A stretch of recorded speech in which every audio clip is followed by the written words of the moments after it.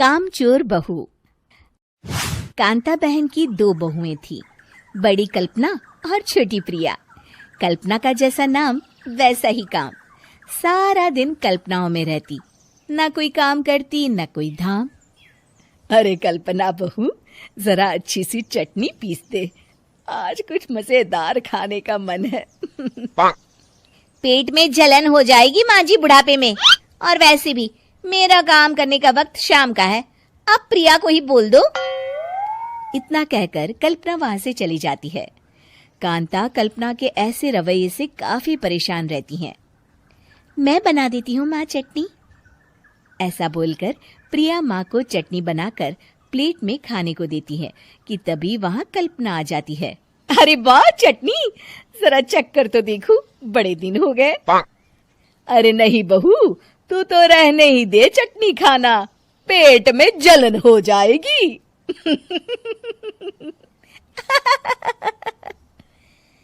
इतना कहकर कांता और प्रिया दोनों हंसने लगते हैं। कल्पना सारा दिन या तो मोबाइल में यूट्यूब देखती या फिर सोती रहती। उसका कमरा भी बिखरा और गंदा रहता।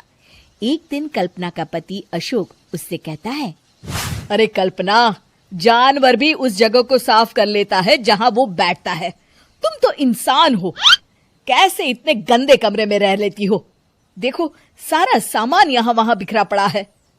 ज्यादा अपनी माँ का बोल ना बोलो। हाँ, कमरा तुम्हारा भी तो है, गंदा लग रहा है तो साफ कर लो।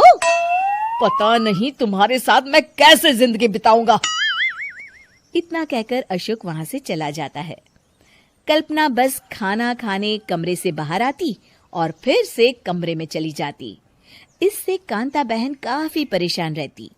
एक दिन प्रिया कांता से कहती है, माँ, मैं सारा दिन काम करके थक जाती हूँ, आप कल्पना दीदी से कहिए ना कि सुबह और शाम का काम बांट ले, मैं तो अब सिर्फ एक वक्त का ही काम करूंगी। हाँ। अरे तू वो भी ना करना, एक बहू तो कामचोर थी ही, दूसरी भी आ गई काम ना करने के बहाने लेकर। तभी वहां प्रिया का पति रमेश आ जाता है।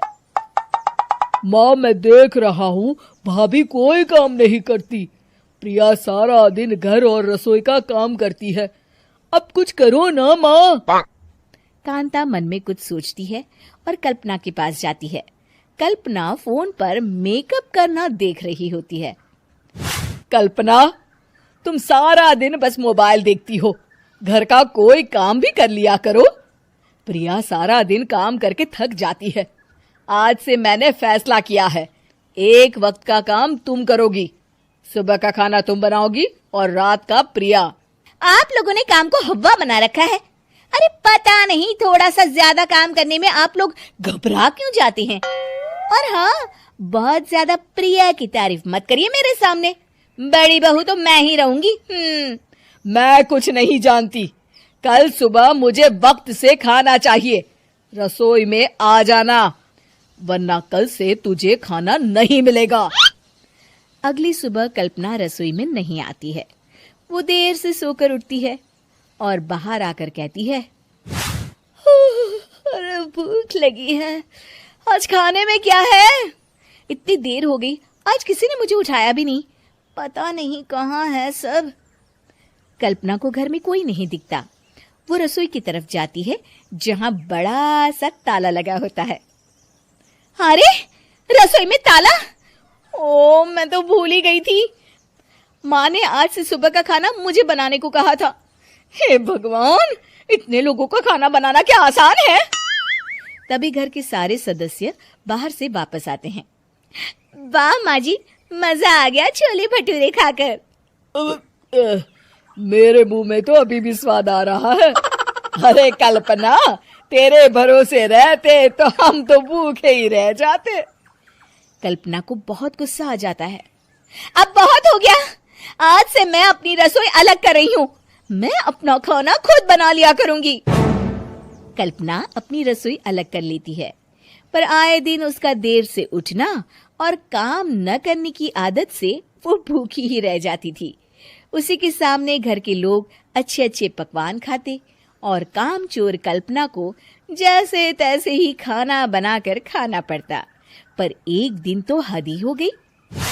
माँ, दीदी आज सुबह से कमरे से बाहर नहीं निकली, हमें जाकर देखना चाहिए। सो रही होगी काम चोर कहीं की, पर तुम कहती हो तो चलो देख लेते हैं उसे। कल्पना कमरे में पेट पकड़कर बैठी होती है। हाय मेरा दर्द, पेट दर्द के मारे मर रही हूँ मैं।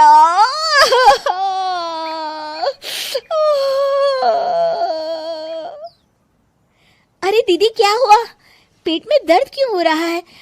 डॉक्टर को दिखाया आपने? माँ, कल्पना खड़ी होती है और माँ जी के पास आती है।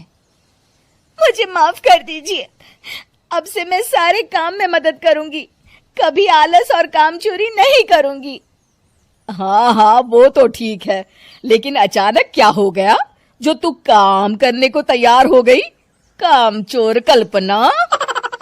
माँ, लगातार बासी और उल्टा पुल्टा खाना खाने के कारण मेरे पेट में इन्फेक्शन हो गया है। काम न करना पड़े इसलिए मैं 2 दिन का खाना एक दिन ही बना लेती थी।